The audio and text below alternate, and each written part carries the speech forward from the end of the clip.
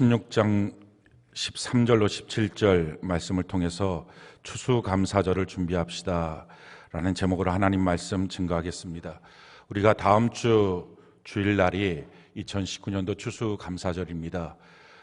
하나님께서 왜 우리에게 이런 추수감사절을 주셨을까? 또 우리 신앙생활에 감사가 갖고 있는 의미가 무엇인가를 우리가 오늘 좀 깊이 깨닫는 시간 되기를 바랍니다.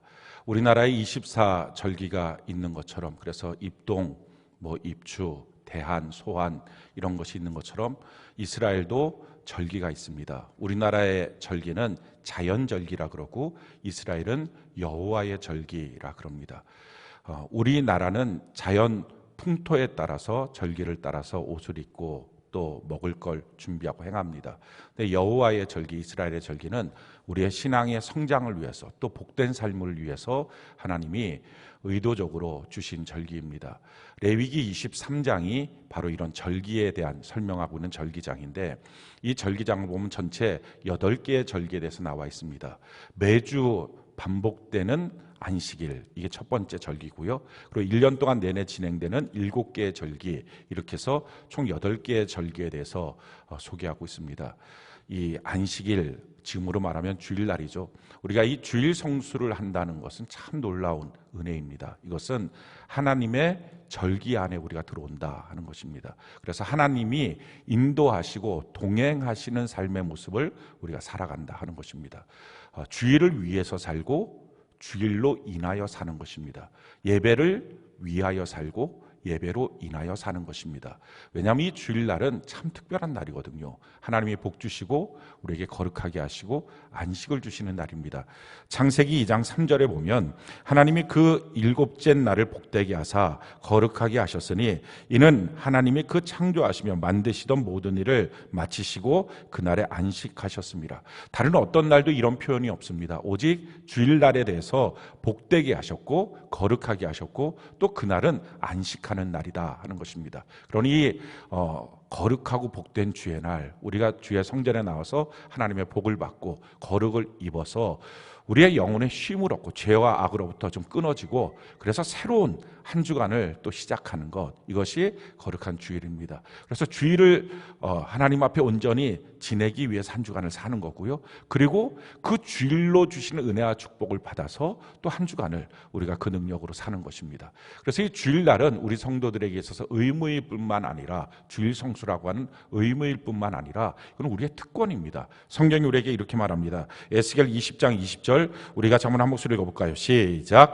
또 나의 안식일을 거룩하게 할지어다. 이것이 나와 너희 사이에 표징이 되어 내가 여호와 너희 하나님인 줄 너희가 알게 하리라 하였노라. 그러니까 이 주일 성수하는 것을 통해서 너가 내 백성인지 아닌지, 하나님의 사람인지 아닌지를 증명하는 표로 삼겠다 하는 것입니다. 그러기에 모든 성도들은 반드시 주일 성수를 우리가 하는 것입니다. 이 주일날 어떻게 우리가 주일 성수의 신앙을 갖고 신앙생활 할까요? 이사야 58장 13절로 14절 우리가 한번 한 목소리 읽어볼까요? 시작.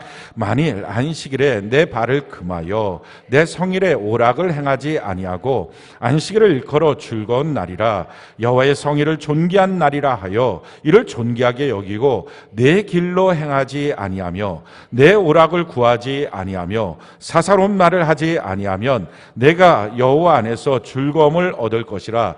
내가 너를 땅의 높은 곳에 올리고 내 조상 야곱의 기업으로 기르리라. 여호와의 입의 말씀이니라. 그러니 이 주일날은 너가 원하는 대로 다니면 안 된다. 너가 원하는 사업하고 이 사람 만나고 저 사람 만나고 사사롭게 행동하면 안 된다. 이 날은 내 날이 아니라 주님의 날이다. 할렐루야. 그렇게 기쁨으로 이 주일날을 꼭 지켜야 되겠다 하는 마음을 갖고 내 성전에 나서 하나님께 예배드리는 하루 동안 온전하게, 오전만이 아니라 이 한 시간의 예배만이 아니라 온전하게 하나님 앞에 이렇게 하루를 드리는 자에게는 하나님께서 그를 하나님의 기쁨으로 채워주겠다는 것입니다. 이 땅에 기쁨 잃어버릴 게 너무 많은데 여호와의 기쁨이 우리에게 이 시간에 임하기를 바랍니다. 또 하나님의 기쁨일 뿐만 아니라 우리를 높은 곳에 올려주시고, 그래서 정말 세상에 치사하고 더러운 것들 우리 눈에 보이지 않고 높은 곳에 올려주시고 우리가 행하는 모든 일들 여호와의 기업으로 삼아서 하나님이 경영하여 주시게 될 줄로 믿습니다. 여러분들의 가정이 여호와의 기업일 줄로 믿습니다. 여러분들의 사업장과 여러분들의 직장이 또 여러분들의 자녀가 하나님의 기업이 될 줄로 믿습니다. 내가 하는 것보다 하나님이 책임져 주고 경영하시면 훨씬 더 놀라운 역사들이 일어납니다. 이 일들이 주일 성수의 복을 통하여 이루어진다는 것입니다. 그래서 이 주일날을 위해서 사는 것입니다. 내 삶의 모든 컨디션을 다 조정하고 내 육체적 컨디션, 마음의 컨디션까지 다 조정해서 주일날 예배 드릴 수 있도록 내 시간을 맞추고 스케줄을 맞추고 하나님께 이렇게 나가고 주일날로 받은 은혜와 축복을 갖고 또 한 주간을 살아가는 것입니다. 이것이 첫 번째 여호와의 절기입니다. 이 여호와의 절기로는 매주 이 여호와와 동행하는 삶을 살면서 주님 만나는 그날까지 가게 될 것입니다. 그리고 나서 두 번째부터 설명하는 이 절기는 1년 동안 흐르게 되는 여호와의 절기입니다. 그 1년 동안 흐르게 되는 여호와의 절기의 첫 번째가 이스라엘 달력으로의 1월, 그러니까 우리로 따지면 약 3월이나 4월 정도 되는 달인데 그 1월 아비월이라 그러는데 1월 14일이 첫 번째 절기입니다. 그 1월 14일 날이 바로 유월절이라고 하는 날입니다. 이스라엘 백성들이 430년 동안 이스라엘 애굽의 종살이로 있다가 하나님의 기적 같은 능력으로 해방이 됩니다. 10가지 심판을 통해서 재앙을 통해서 애굽을 심판하시고 그리고 나서 마지막 이 재앙이 장자가 다 죽는 재앙이었습니다. 왕으로부터 노예까지 짐승까지 장자가 되는 자들은 다 죽이는 이 죽음의 천사가 그날 밤에 가는 이 재앙입니다. 근데 이 죽음으로부터 벗어나는 유일한 방법은 어린 양을 잡아서 그 피를 갖고 임방과 문설주에 바르는 것입니다. 그러면 죽음의 천사가 가서 그 피를 보면 그 집에 누가 살고 있느냐를 따지지 않고 그 피를 볼 때 죽음의 천사가 넘어갑니다. 그래서 담을 넘어갔다. 그래서 유월이 됐다 하는 것입니다. 그래서 유월절입니다.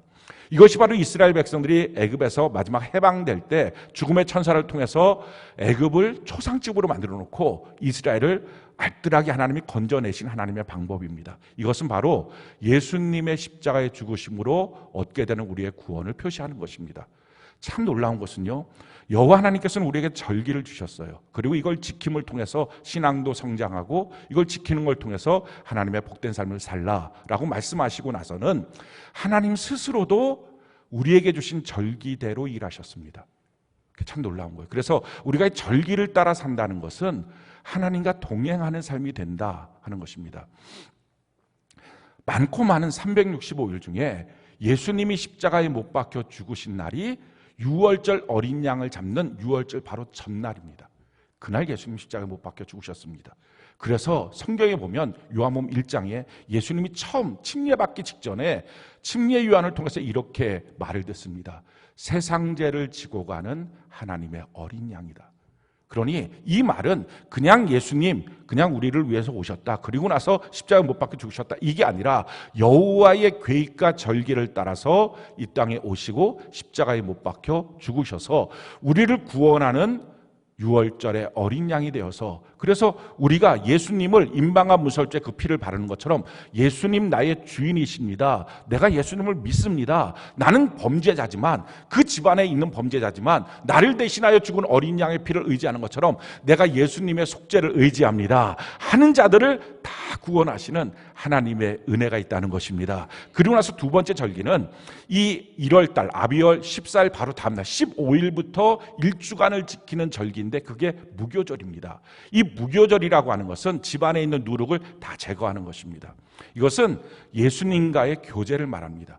우리가 예수님을 믿고 구원을 받았어요. 그러면 자격증 하나 따는 게 아닙니다. 난 이제 천국 갈 수 있구나. 그게 아니라 영적으로 태어난 겁니다. 그래서 이제는 예수님과 교제하는 것입니다. 믿음으로 교제하는 것입니다. 이렇게 교제하는 삶을 위해서 반드시 필요한 것은 누룩이 제거돼야 합니다. 누룩이 뭡니까? 밀가루에 집어넣으면 막 부풀어 오르는 게 누룩입니다. 그러니 우리의 위선, 우리의 자기 자랑, 교만, 허영, 거짓 이런 것들이 우리가 제거되는 것입니다. 내 모습을 그대로 갖고 주님 앞에 진실하게 주님 나는 이런 사람이에요. 하나님의 말씀을 그대로 믿음으로 받고 이와 같은 관계를 통해서 주님과 교제할 수 있습니다. 이것이 두 번째 절기예요. 세 번째 절기는요. 유월절이 지나고 무교절이 시작하면서부터 그 한 주간에 가장 첫 번째 오는 안식일 바로 다음 날이 초실절입니다. 이게 세 번째 절기예요. 그러니까 시간적으로 따지면 6월절 다음 날이 되는 것입니다. 6월절이 금요일이 보통 6월절이고요. 이 초실절은 주일날이 초실절이 되는 것입니다. 이 초실절은 보리 농사를 하고 처음 딱 낫으로 보리 농사를 거둔 그 열매를 드리는 첫 열매의 날, 이게 초실절입니다. 참 놀라운 것은요, 하나님은 이 절기를 따라 일하신다니까요. 예수님이 십자가에 못 박혀 죽으셨어요. 그럼 부활하실 때 이틀 만에 부활하실 수도 있고 또 5일 만에 부활하실 수도 있고 한 달 만에 부활하실 수도 있습니다. 많고 많은 날짜 중에 어느 날 부활하셔도 누가 뭐라 그럴 거예요. 근데 참 놀라운 것은 이 초실절 날 십자가에 못 박혀 죽으시고 3일 만에 부활하신 거예요. 그러면서 하나님 말씀하시는 겁니다. 예수님은 모든 부활의 첫 열매가 되신다. 그래서 예수께 붙어있는 모든 자들, 우리 모두가 마침내 주님 안에서 다시 부활의 영광을 누리게 될 줄로 믿습니다. 이처럼 하나님은 절기를 주시고 절기를 통하여 일하십니다. 네 번째는요, 이 네 번째 절기는 이 초실절로부터 7주를 계수하는 것입니다. 그래서 7주를 계수하니까 한 주가 7일이니까 그래서 7.7절이라고 말하고요.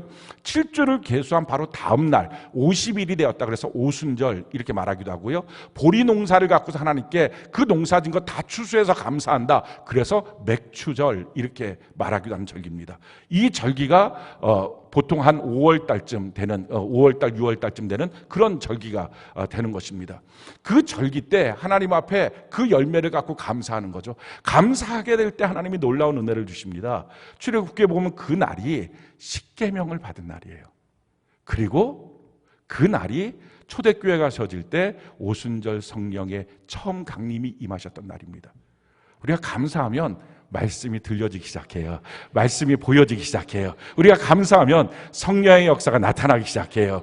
이걸 하나님이 보여주신 것입니다. 그리고 나서는 이스라엘 달력으로 7월, 그러니까 우리로 따지면 보통 9월이나 10월쯤 되는 달인데 그 7월 이스라엘 달력의 7월 1일 첫날인데 이날은 참 신비로운 날입니다. 여호와의 절기가 갑자기 느닷없이 온 나라에서 나팔을 붑니다. 그러면 모든 여호와의 사람들이 그 나팔 소리를 듣고 하나님께로 모여듭니다. 이게 바로 나팔절이라고 하는 절기입니다. 이 나팔절의 절기는요, 여호와의 재림, 예수 그리스도의 재림에 대한 것을 우리에게 보여주시는 것입니다. 성경이 우리에게 이렇게 말합니다. 데살로니가전서 4장 16절 우리가 한번 읽어볼까요? 시작. 주께서 호령과 천사장의 소리와 하나님의 나팔 소리로 친히 하늘로부터 강림하시리니 그리스도 안에서 죽은 자들이 먼저 일어나고 온 우주에 하나님의 나팔 소리가 들려지는 그날 모든 믿는 자가 주님 앞에 다 모여서게 되는 이 예수님의 재림의 사건을 나팔절을 통해서 보여주는 것입니다. 그리고 나서 여섯 번째 절기가 이 7월 1일 나팔절 이후에 7월 10일 대속죄일입니다. 이 대속죄일은 자기의 죄 때문에 스스로를 괴롭게 하는 날입니다. 이 날은 무슨 날이냐면은 예수님의 재림 가운데 여전히 하나님을 믿지 않는 죄 가운데 있는 자들은 그 하나님의 심판 가운데 고통을 받게 된다. 이걸 보여주는 것입니다.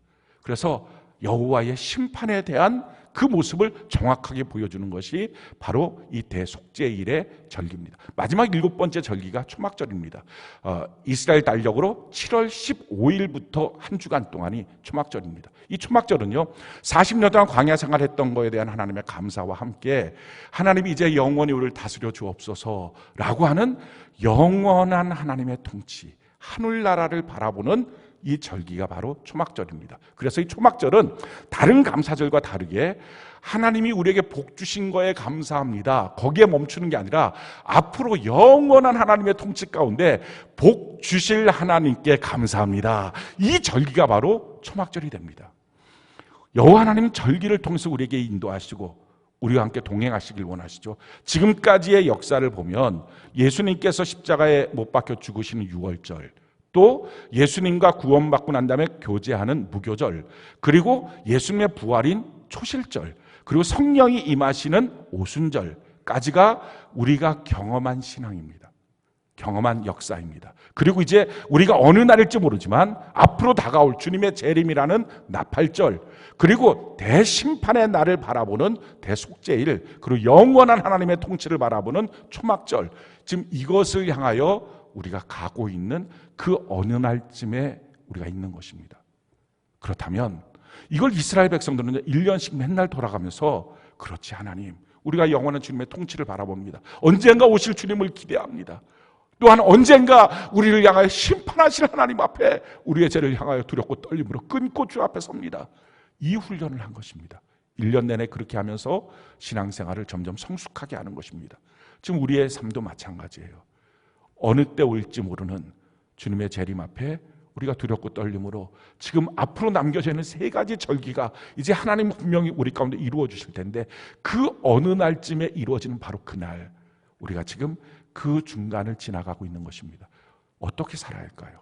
지금 우리가 삶의 방식이 뭘까요? 성경은 그 삶의 방식을 우리에게 가르쳐주고 있어요. 베드로후서 3장 10절, 17절, 18절 우리가 한번 한 목소리 한번 읽어볼까요? 자, 시작. 그러나 주의 날이 도둑같이 오리니 그 날에는 하늘이 큰 소리로 떠나가고 물질이 뜨거운 불에 풀어지고 땅과 그 중에 있는 모든 일이 드러나리로다. 그러므로 사랑하는 자들아, 너희가 이것을 미리 알았은즉 무법한 자들의 미혹에 이끌려 너희가 굳센 데서 떨어질까 삼가라. 오직 우리 주 곧 구주 예수 그리스도의 은혜와 그를 아는 지식에서 자라가라.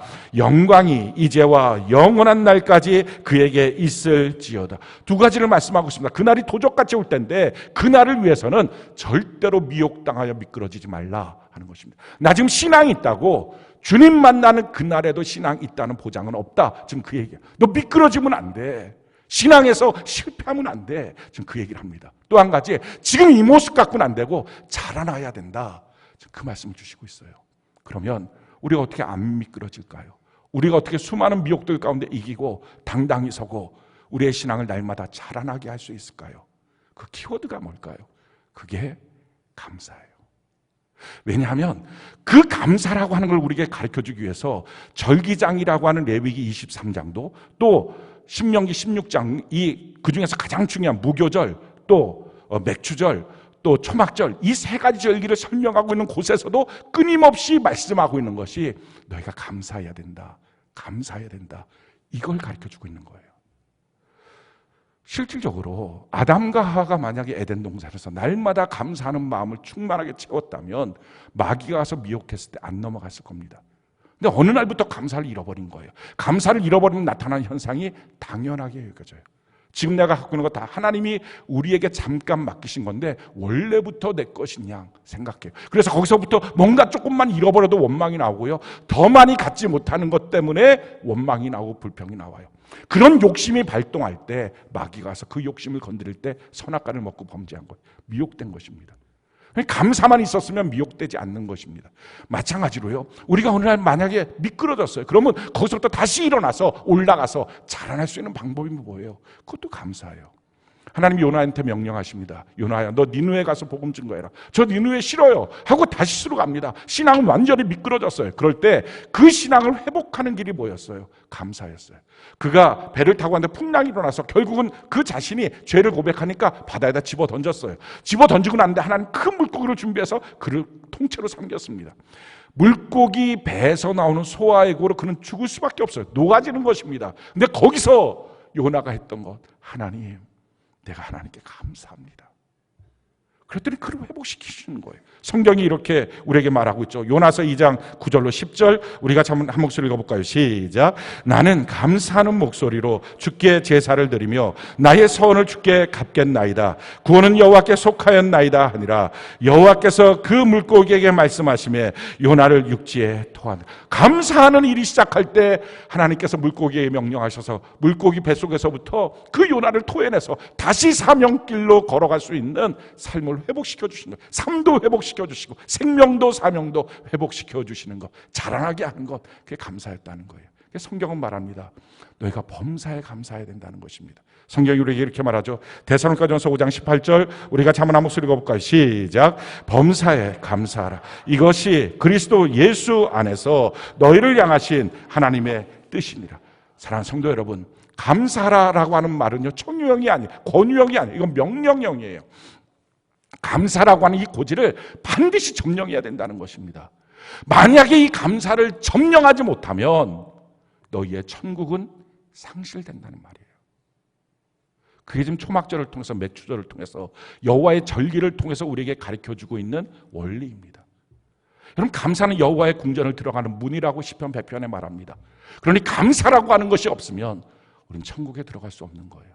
그러니까 감사는 있으면 신앙 좋고 없으면 말고 이 차원이 아니라 감사를 상실하는 순간에 우리는 천국을 상실한 거예요. 사랑하는 성도 여러분, 지금 여러분들은 감사가 있습니까? 우리의 감사를 뺏어가려고 하는 수많은 대적들이 있어요. 여러 가지 풍파를 일으켜서 우리의 감사하는 마음들을 다 뺏어가고 감사의 행위들을 다 뺏어갑니다. 그럴 때 주님이 명령하신 거예요. 감사의 고지를 점령하라. 범사에 감사하라. 이것이 널 향한 나의 뜻이다. 그렇게 할 때 영원한 천국이 너에게 소유가 되고, 그렇게 하는 것이 신앙생활이다 라고 지금 말씀하시는 거예요. 어떻게 우리가 이 감사를 평생 우리의 마음에 담고 살까요? 1년에 가끔 좋은 일 생길 때가 아니라 평생의 감사의 샘이 마르지 않도록 우리가 살아갈 수 있을까요? 그 내용을 오늘 마지막 천국을 향한 감사를 기억하게 하면서 그거를 어떻게 감사를 회복할지를 말씀하신 것이 오늘 본문 말씀 초막절의 감사의 내용입니다. 어떻게 감사하느냐, 4가지로 우리에게 감사를 항상 할 수 있는 이 감사하는 법을 배우고 감사의 샘이 터져서 평생 감사자가 되는 원리를 오늘 성경 우리에게 설명하고 있습니다. 제일 첫 번째 원리 13절입니다. 우리 13절 우리 같이 한번 한 목소리 한번 읽어봅시다. 시작. 너희 타작 마당과 포도주 틀에 소출을 거두어 드린 후에 이레 동안 초막절을 지킬 것이요. 자, 제일 첫 번째요. 감사절을 지키는데 하나님이 하신 방법은 일주일 동안 감사절을 지켜야 된다. 지금 이 말입니다. 왜 이렇게 일주일 동안, 뭐 하루가 아니고 일주일 동안 감사절을 지킬까? 이유는 감사는 훈련해야 된다는 것입니다. 여러분, 우리가 우리 자녀들한테 뭘 훈련시켜요? 감사 훈련시킵니다. 그러니까 조금만 크면 누군가 사탕 하나만 줘도 바로 엄마들이 얘기해. 야, 감사하다고 해야지. 인사하고 감사합니다. 그럼 막 감사합니다 이 말을 안 하고 애가 막 땡깡 피고 이렇게 가면 막 잡아서 다시 또 인사해. 배꼽손 감사해. 이거 연습시키는 거예요. 누가복음 17장에 보면 10명의 문둥병자가 등장합니다. 예수님께 고쳐달라고 하니까 그래, 어서 고쳐줬으니 빨리 제사장한테 가라. 가는 사이에 다 고쳐줬어요. 너무 감사하잖아요. 그런데도 불구하고 한 명만 돌아와서 감사를 표현해요. 감사하는 마음이 달라서 그럴까요? 아니에요. 다 똑같은 감사의 마음이 있었는데 9명은 감사의 훈련이 안 된 거예요. 오늘 많은 사람들, 어른들도 감사 훈련이 안 돼서 감사를 못 해요. 그러니까 참 보면 어떤 경우는 불쾌한 사람들이 있어요. 감사한다는 말을 안 해요. 감사의 표현이 없어요. 심지어는 성도들도 그런 일들이 생겨요. 그것은 마음이 안 좋기 때문이 아니고요. 감사 훈련이 안 돼서 그래요. 그래서 일주일 동안 하나님이 감사절기를 지키라 하는 말은 감사 연습, 감사 훈련을 해서 메마르지 않는 감사의 샘을 만들어서 평생 감사자로 살아야 된다는 거예요. 그걸 연습해야 된다는 거예요. 자, 어떻게 하면 우리 마음속에 메마르지 않는 감사의 샘을 만들까요? 감사는요, 땡큐, 이게 영어로 땡큐라고 하는 것이 think에서 나온 단어예요. 생각하다에서부터 나온 거예요. 그러니 감사는 어디서부터 시작하는 거예요? 생각해야 돼요. 하나님이 나한테 주신 게 뭔지 이걸 생각하는 거예요. 성경이 우리에게 이렇게 말씀을 합니다. 시편 103편 2절 5절 우리 같이 한번 한 목소리 읽어볼까요? 시편 103편 2절 5절 같이 한 목소리 시작. 내 영혼아 여호와를 송축하며 그의 모든 은택을 잊지 말지어다. 그가 내 모든 죄악을 사하시며 내 모든 병을 고치시며 내 생명을 파멸해서 속량하시고 인자와 궁일로 관을 씌우시며 좋은 것으로 내 소원을 만족하게 하사 내 청춘을 독수리같이 새롭게 하시는, 하나님이 내게 베푸신 은택을, 그 은혜를 잊지 말고 세봐야 된다는 것입니다. 언제 이걸 우리가 세보느냐? 찬송가의 세보는 타임에 대해서 우리에게 가르쳐주고 있어요. 찬송가 429장에 보면 이렇게 되어 있습니다. 세상 모든 풍파 너를 흔들어 약한 마음 낙심하게 될 때에 그때 뭐 하라고요? 내려주신 주의 복을 세워라. 주의 크신 복을 내가 하리라. 우리는 복을 셀 때 이럴 때 셉니다. 아이들 합격했을 때, 오늘 뭐 좋은데? 뭐 돈이 어떻게 들어왔을 때, 뭔가 좋은 일 있을 때, 야, 그럼 올해 우리에게 주신 복이 뭐야? 이거 셉니다. 이거 아니에요. 이거 너무 값싼 감사예요. 진짜 하나님이 우리에게 마르지 않는 샘을 주시는 이 감사의 샘이 흘러넘치게 하기 위해서는요, 어느 때 세봐야 돼요? 세상 모든 풍파 너를 흔들어 약한 마음 낙심하게 될 때. 여러분들이 그렇습니까? 세상 모든 풍파가 나를 흔들어 놔서 그러지 않아도 약한 마음인데 이게 막 다 흔들려서 낙심하게 될 때, 그때 뭐라고? 낙심하고 좌절하고 원망하는 게 아니라 내려주신 주의 복을 세워라. 주의 크신 복을 내가 알리라. 그때 감사를 회복하면 평생 감사자가 되는 거예요. 마르지 않은 감사의 샘이 우리 안에 터져나오는 거예요. 그 다음에 2절에 이렇게 말합니다. 세상 능심 너를 누르고 십자가를 등에 지고 나갈 때, 그래, 이렇게 근심이 누르고 십자가를 등에 지고 나갈 때, 그때 주간에게 주신 복을 세워라. 두려움 없이 항상 찬송하리라. 3절에 보니까요, 세상 권세 너의 앞길 막을 때 주만 믿고 낙심하지 말아라. 천사들이 너를 보호하리니 염려 없이 앞만 보고 나가라. 받은 복을 세워보라. 크신 복을 내가 알리라. 받은 복을 세워보라. 주의 크신 복을 내가 알리라. 사랑하는 성도 여러분, 우리가 낙심되고 힘들고 어려울 때 주님이 내게 베푸신 은혜가 무엇인지 그 하나님이 베푸신 은혜를 세워보는 역사가 있기를 바랍니다. 그때부터 우리 마음속에 감사의 샘이 터져나오는 거예요.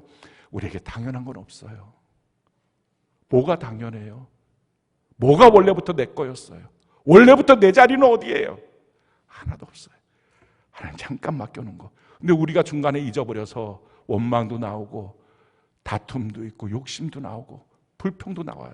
근데 그럴 때에 세상이 나를 막 흔들어놔서 나는 왜 이 모양으로 살지 하는 그때 주님이 내게 주신 복을 하나씩 하나씩 세워보는 거예요. 날 구원하신 주 감사, 지금까지 인도하신 주님 감사, 지금까지 나를 이렇게 책임져 주신 하나님 감사, 나 같은 자에게 천국을 약속하신 하나님께 감사, 지금까지 먹고 살게 하신 하나님 감사, 나를 주님이 쓰신 거에 감사.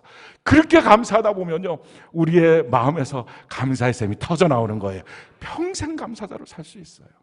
두 번째, 우리가 어떻게 평생 감사자로 우리의 마음속에 감사가 흘러넘치게 할 수 있을까요? 뿌리를 박아야 돼요. 그래야 감사가 넘쳐요. 성경이 우리에게 이렇게 말씀합니다. 골로새서 2장 6절로 7절, 우리가 잠언 한 목소리 한번 읽어볼까요? 골로새서 2장 6절로 7절 같이 한 목소리 시작. 그러므로 너희가 그리스도 예수를 주로 받았으니 그 안에서 행하되 그 안에 뿌리를 박으며 세움을 받아 교훈을 받은 대로 믿음에 굳게 서서 감사함을 넘치게. 그렇습니다. 예수님을 나의 주인으로 받았으면 뿌리 박아야 돼요. 여러분들 둥둥둥 떠다니지 마십시오. 머리가 막 크고 복잡해져서 둥둥 떠다니지 마십시오. 마귀밥밖에 안 됩니다. 주님 앞에 뿌리 박으시기 바랍니다. 주의 말씀 앞에 뿌리 박으시기 바랍니다. 주의 몸된 교회 앞에, 주님이 내게 맡겨주신 사명 앞에, 주님이 내게 주신 가정 안에 뿌리 박는 은혜가 있기를 바랍니다. 그러면 감사가 넘치는 거예요. 내가 이곳에서 사는 거지, 내가 여기서 은혜 받는 거지, 내 삶에 터져난 하나님이 여기 나에게 이것을 주셨지 하고 뿌리를 깊이 박으면 다시 돌아보면 감사할 것 투성이에요. 우리가 이렇게 감사가 넘치는 은혜가 있기를 바랍니다. 또 한 가지 감사가 어떻게 하냐고요?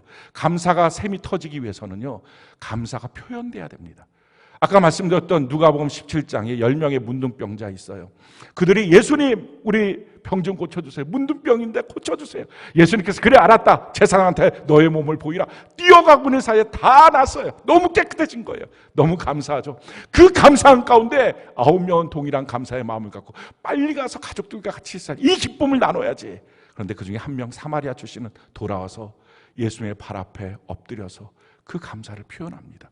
성경이 이것을 이렇게 우리에게 말씀하고 있어요. 누가복음 17장 14절로 19절, 우리가 잠언 한 목소리 한번 읽어볼까요? 시작. 보시고 이르시되 가서 제사장들에게 너희 몸을 보이라 하셨더니 그들이 가다가 깨끗함을 받은지라. 그 중에 한 사람이 자기가 나은 것을 보고 큰 소리로 하나님께 영광을 돌리며 돌아와 예수의 발 아래 엎드려 감사하니 그는 사마리아 사람이라. 예수께서 대답하여 이르시되 10사람이 다 깨끗함을 받지 아니하였느냐?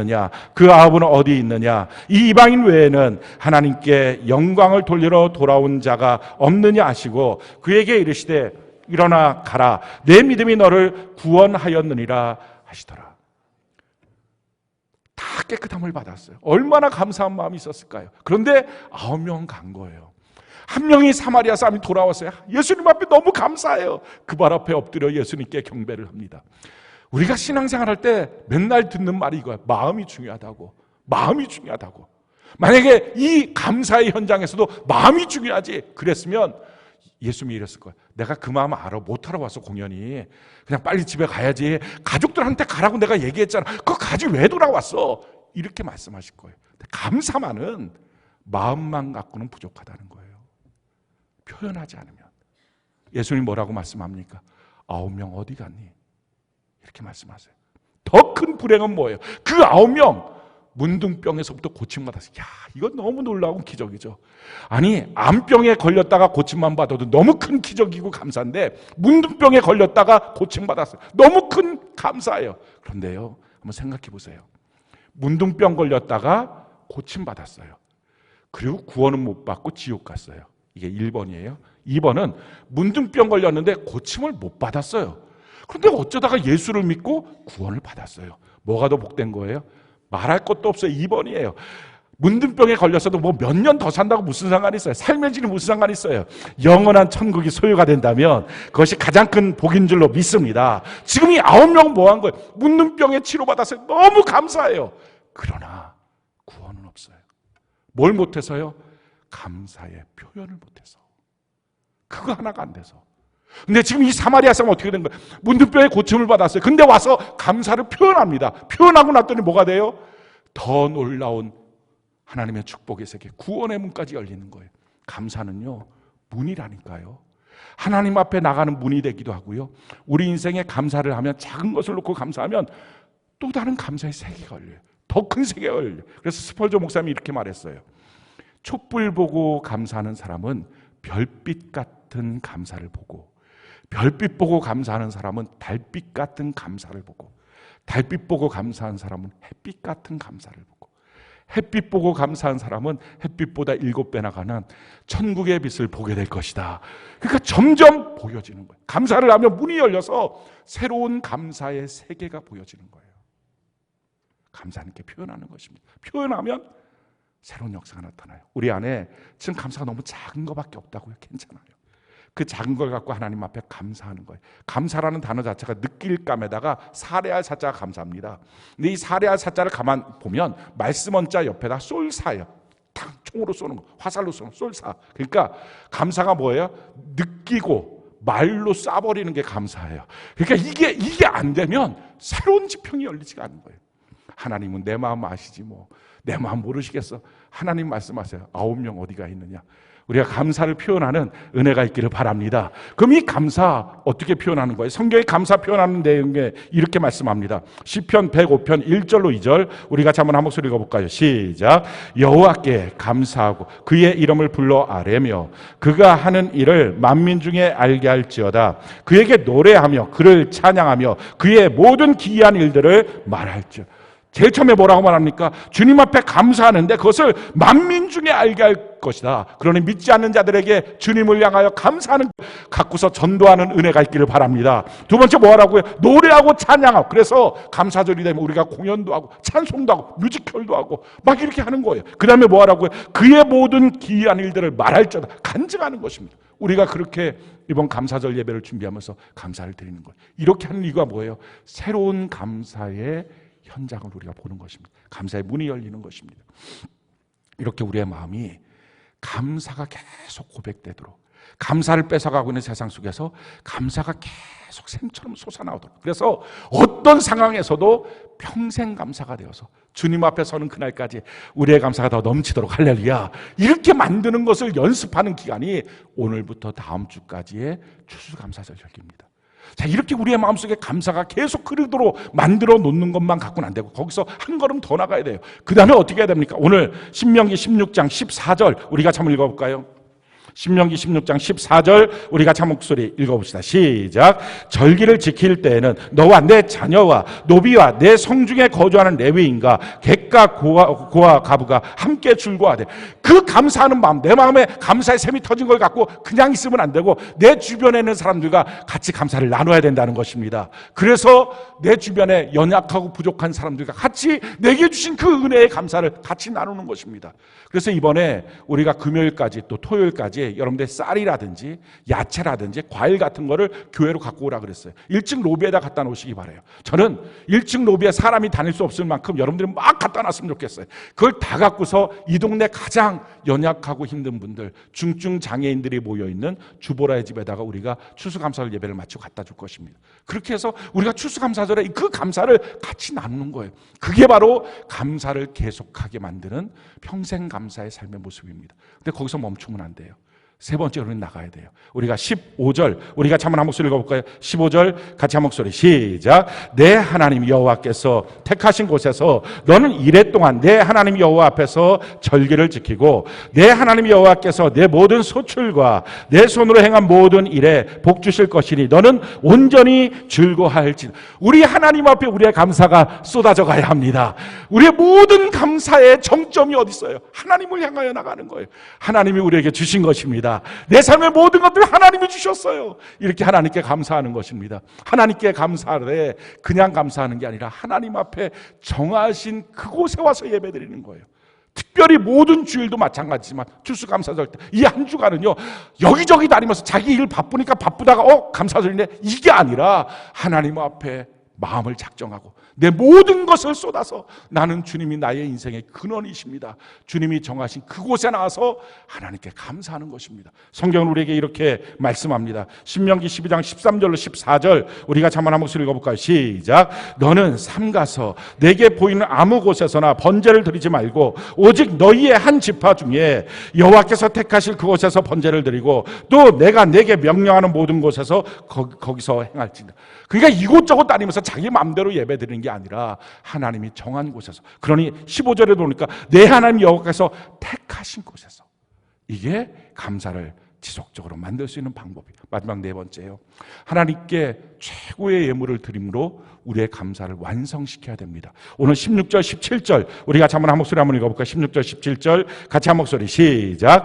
너희 가운데 모든 남자는 1년에 3번 곧 무교절과 77절과 초막절에 내 하나님 여호와께서 택하신 곳에서 여호와를 배웁되 빈손으로 여호와를 배웁지 말고 각 사람이 내 하나님 여호와께서 주신 복을 따라 그 힘대로 드릴지니라. 하나님 앞에 빈손이 아니라 예물을 갖고 하나님께 나와서 최고의 예물로 감사절을 하나님께 올려드려야 된다 하는 것입니다. 왜 하나님이 예물을 드리라고 하셨을까요? 우리 신앙생활을 하다 보면 악한 마귀의 도전이 아주 강력해요. 우리 신앙생활 잘 못하게 마귀가 꽉 우리를 붙잡고 있어요. 그러면 마귀가 어떻게 붙잡고 있느냐? 큰 줄기가 3줄기가 있어요. 이 3줄기를 넘었으면 그 다음부터 아주 짜잘한 거 뭐 이런 거 저런 거 뭐 대충 이런 거 공격하지만 이 3가지는 반드시 모든 신앙인이 넘어서야 돼요. 마귀를 이겨야만 돼요. 이 내용이 이스라엘 백성들이 출애굽을 할 때 이 출애굽의 상황은 영적으로 보면 마귀 밑에 바로라고 하는 마귀 밑에 또 이집트라고 하는 세상 밑에 죄 밑에 노예로 살던 그들을 건져내는 거였습니다. 그 과정 속에서 마귀가 바로가 끊임없이 그들을 결박하면서 나가지 못하게 싸우게 됐던 내용이 크게 3가지예요. 마귀가 우리 모든 성도들에게 동일해요. 이렇게 도전해요. 제일 첫 번째, 너무 멀리 가지 마세요. 이게 첫 번째예요. 성경이 이렇게 말해요. 출애굽기 8장 25절 28절 우리 같이 한번 한 목소리 한번 읽어볼까요? 시작. 바로가 모세와 아론을 불러 이르되 너희는 가서 이 땅에서 너희 아버지께 제사를 하나님께 제사를 드리라. 바로가 이르되 내가 너희를 보내리니 너희가 너희의 하나님 광야에서 제사를 드릴 것이나 너무 멀리 가지는 말라. 그런즉 너희는 나를 위하여 간구하라. 그러니까 신앙생활하면서 항상 처음에 듣는 말, 너무 깊이 빠지지 마세요. 너무 멀리 가지 마세요.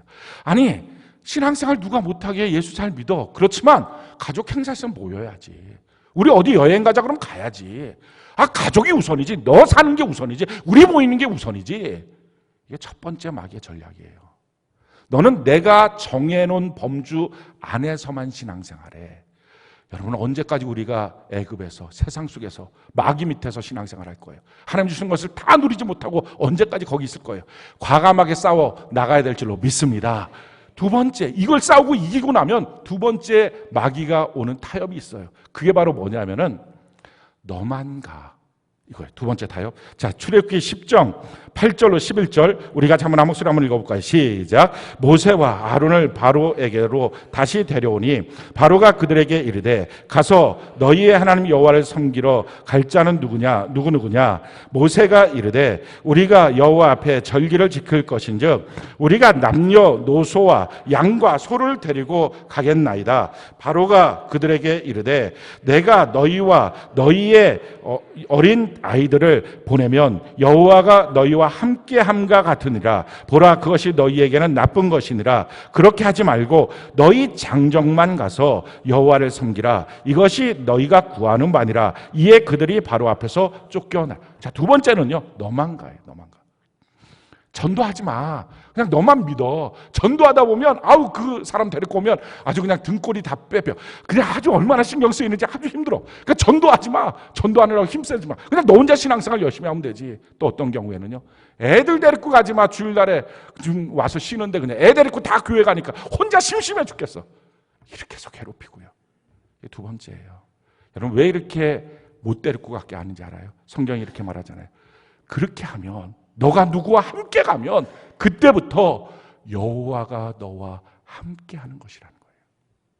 그럼 마귀가 하니까 자녀들 집에다 놓고서 얘 TV 좋아한대요. 놓고서 오고,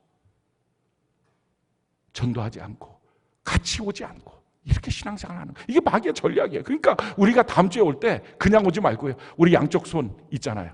한 손 한 손에 우리 전도대상자, 우리 자녀 손잡고 주 앞에 나오는 은혜가 있기를 바랍니다. 그 발걸음이 여호와가 함께하는 발걸음이 된다는 것입니다. 그러고 나서 세 번째, 이 싸움을 이기고 나잖아요. 세 번째 싸움이 뭐냐면은 돈 갖고 가지 마. 이게 세 번째예요. 성경이 이렇게 우리에게 말씀합니다. 출애굽기 10장 24절 우리가 한번 한 목소리 읽어볼까요? 시작. 바로가 모세를 불러서 이르되 너희는 가서 여호와를 섬기되 너희의 양과 소는 머물러 두고 너희 어린 것들은 너희와 함께 갈지니. 그래, 데리고 가. 근데 헌금 안 돼. 11조 안 돼. 어떤 분들은 우리 교회 홈피에 들어오면 11조 내신 분들 뭐 헌금 내신 명단 그거 검사하는 거예요. 냈나 안 냈나 검사하고 막 괴롭히고 뭐라 그러고. 돈 안 돼. 이거예요. 사랑하는 성도 여러분, 그래서 하나님이 우리에게 주시는 말씀이에요. 우리의 감사의 절정, 마지막 마귀를 이기는 시험의 능력, 그것은요 하나님 앞에 온전한 예물을 드리는 것입니다.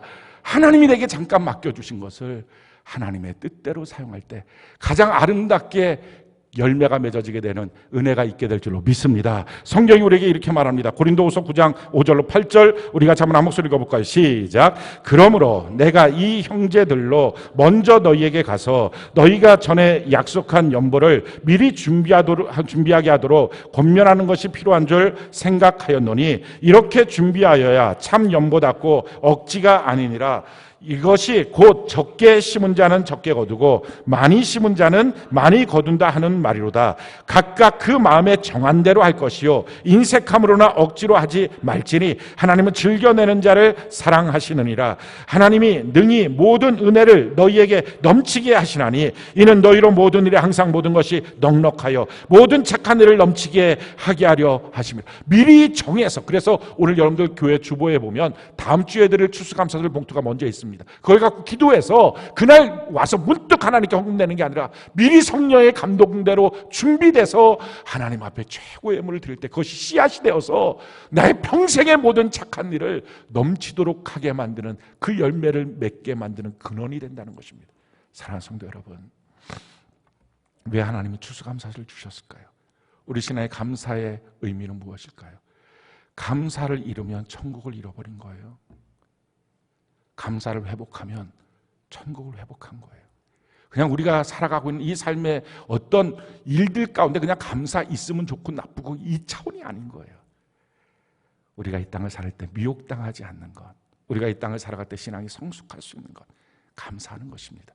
우리 주님이 가르쳐 주신 그대로 한 주간 동안에 우리 마음속에 감사의 샘이 마르지 않도록 그 샘이 터져 나오는 평생 감사자가 되는 은혜가 있기를 바랍니다. 주님의 은혜를 다시 생각하고 나 같은 자에게 이 은혜를 주셨구나. 그걸 너무 감사하고 주님 앞에 깊이 뿌리를 내리고 감사를 표현하면 더 큰 감사의 세계를 주님이 우리에게 보여주시고 그리고 그 감사를 이웃과 함께 나누고 주님 앞에 최절정의 감사 예배를 하나님께 매 순간 드리고 그나서 하나님 앞에 최고의 예물로 감사의 완성을 보는 이 한 주간, 그래서 이것이 평생의 우리의 삶의 거룩한 습관이 되는 그런 은혜가 넘쳐서 저와 여러분들이 한 사람도 낙오 없이 영원한 천국의 주인공이 되는 은혜가 넘치기를 예수님 이름으로 축원합니다.